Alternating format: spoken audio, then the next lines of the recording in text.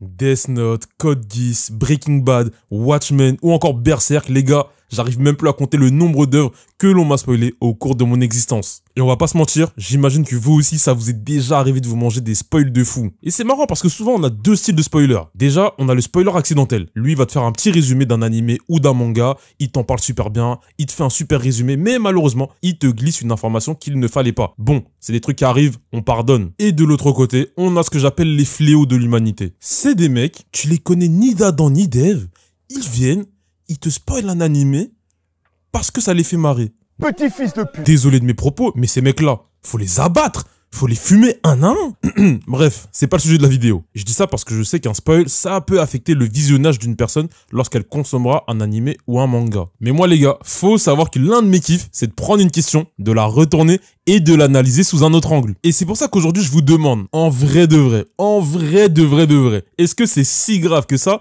de se faire spoil un manga ou un animé?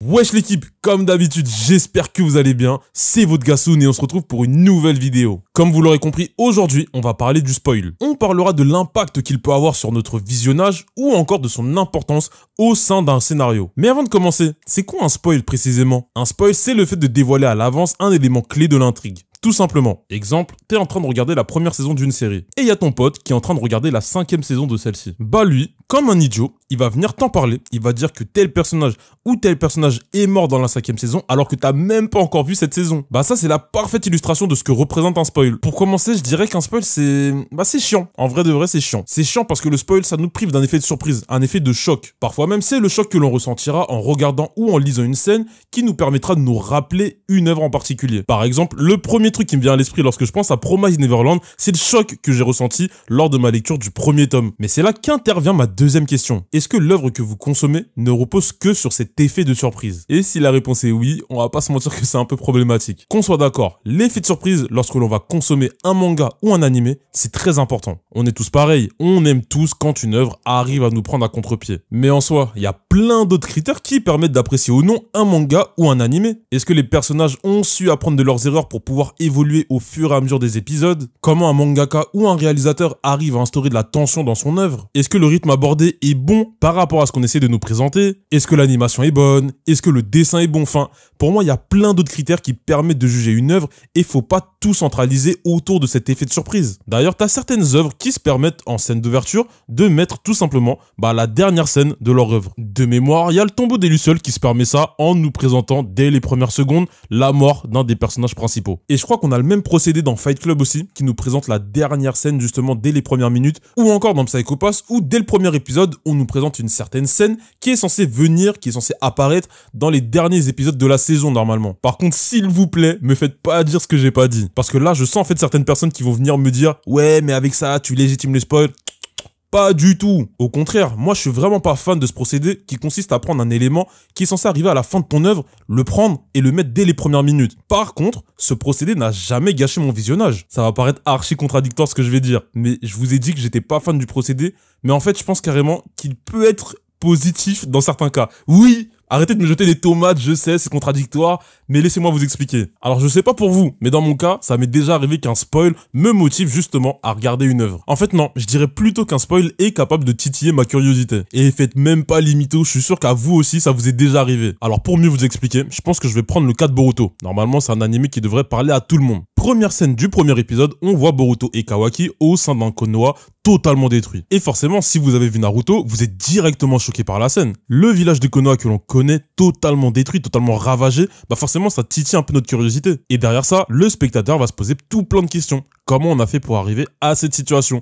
Et à partir de là, ça va inciter un max de personnes à continuer l'anime. Donc là, vous comprenez que dans certains cas, un petit spoil en début d'épisode, ça peut motiver une personne à commencer une œuvre. Et parfois même, on va se rendre compte que pour certains animés, c'est limite nécessaire de les spoil pour pouvoir motiver les personnes à le regarder justement. Et si vous vous rappelez, vous savez que dans une précédente vidéo, j'appelais ça les animés spoil. Encore une fois, je vais vous donner un exemple qui parlera à tout le monde. Mais cette fois-ci, je préfère vous prévenir, je vais spoil un événement assez important de l'épisode 1 de Promise Neverland. Donc là voilà, il y a un petit time skip normalement, si j'ai pas eu trop la flemme, qui vous dira jusqu'à quand va durer le spoil. Voilà. Alors, je ne sais pas comment vous avez découvert Promise Neverland et comment vous avez commencé l'anime ou le manga. Et j'ai une question très simple, et si vous avez vu l'anime, vous savez très bien ce que je vais demander. S'il vous plaît, soyez honnête avec vous-même. Si on vous fait un résumé de Promise Neverland et qu'on vous dit pas que des enfants se font bouffer en backstage, est-ce que vous commencez l'œuvre? Et mon pote, si ta réponse c'est oui, tu mens. C'est-à-dire que, regarde, Tu mens. parce qu'aujourd'hui, les gens... Voilà, tu mens, frère. en vrai j'abuse parce que je sais qu'il y a d'autres raisons qui peuvent motiver les gens à regarder ou lire Promise Neverland,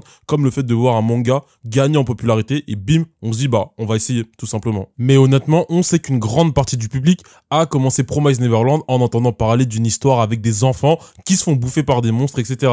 Forcément, c'est quelque chose qui intrigue. Fin du spoil.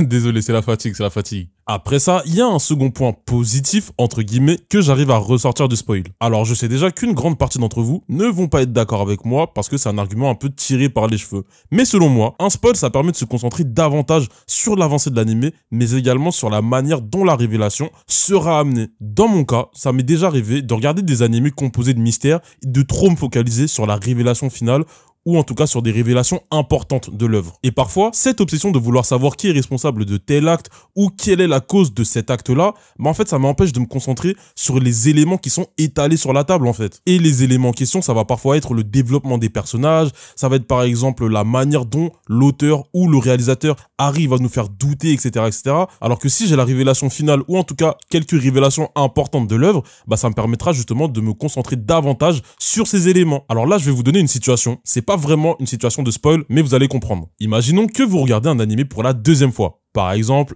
SNK, au hasard. Bah même si vous connaissez déjà tous les plot twists, toutes les grosses révélations de l'animé, bah ça vous empêche pas de profiter à fond de ce qu'on vous propose. Au contraire, ça va peut-être choquer, mais moi j'ai préféré mon deuxième visionnage de SNK par rapport au premier. Tout simplement car c'est sur le deuxième visionnage que j'ai pu me concentrer davantage sur le scénario, sur le développement de certains personnages que j'avais peut-être négligés, car j'étais tout simplement concentré, trop concentré sur les révélations justement. En plus de ça, le fait de se faire spoil nous permet de savoir si l'œuvre que l'on consomme ne repose que sur des révélations ou s'il y a quelque chose de plus intéressant derrière aussi. Et surtout, faut pas oublier que dans une révélation, ce qui va surtout marquer les gens en général, c'est pas forcément la révélation en elle-même, mais plutôt la manière dont elle est amenée, la manière dont elle est réalisée, la manière dont elle est mise en scène. Et ça s'illustre parfaitement dans un de mes mangas préférés nommé Shin no Wadashi, ou encore appelé Les Liens du Sang. Dans Shin no Wadashi, on a plein de révélations qui apparaîtront au fur et à mesure du manga. Et ce qui est vraiment cool dans ce manga, c'est que la majorité des révélations se feront dans le silence. Et tout ça à travers une mise en scène assez particulière. D'ailleurs, je vous invite à aller lire le manga, il est vraiment phénoménal. En tout cas les gars, j'espère à travers cette vidéo que vous aurez compris que pour moi, le spoil, c'est pas bien. Parce que oui, là j'essaye de trouver des arguments positifs pour le spoil, en essayant de dire que ça permet de se concentrer sur tel ou tel aspect, en essayant de dire justement qu'il peut motiver à lire ou regarder une œuvre, mais de manière globale, ça reste mal. Et surtout, faut pas oublier que le spoil, ça retire une notion essentielle de l'œuvre, la surprise. Ok, il y a d'autres aspects très importants, mais on reste des humains, donc forcément, on aime être surpris de temps à autre. Et comme je l'ai dit vers le début de la vidéo, le choc que l'on ressentira lors d'une révélation, bah c'est peut-être ça justement qui nous marquera dans un manga ou dans un animé, et c'est pour ça que je considère qu'il faut pas retirer ce plaisir aux gens. Donc pour répondre à la question principale, non, le spoil ce n'est pas grave, c'est pas quelque chose de dramatique, c'est pas quelque chose qui doit vous empêcher de lire un manga ou de regarder un animé. Donc les gars, si on vous spoil un animé ou un manga, essayez de vous concentrer sur l'aspect positif, et j'insiste sur les guillemets, des éléments que je vous ai présentés aujourd'hui. Donc même si c'est pas dramatique, les gars, faites en sorte de pas spoiler vos potes ou quoi que ce soit lorsque vous leur présentez un animé ou un manga. Même si c'est pour la vanne, c'est jamais cool de se faire spoil, et c'est toujours intéressant de leur laisser cet effet de surprise lorsqu'ils découvriront un animé que vous aimez probablement d'ailleurs. Donc là, j'ai à peu près dit ce que j'avais à vous dire. D'ailleurs, s'il y a un sujet, un animé, un manga, un film, une série, un jeu vidéo, un comics même si vous voulez, que vous aimeriez que je traite ici, n'hésitez pas à me le mettre dans la barre des commentaires. Je suis vraiment ouvert à tout type de propositions. Et comme d'habitude les gars, n'hésitez pas à me dire ce que vous avez pensé de la vidéo en commentaire. Je vous dis à la prochaine. Ciao!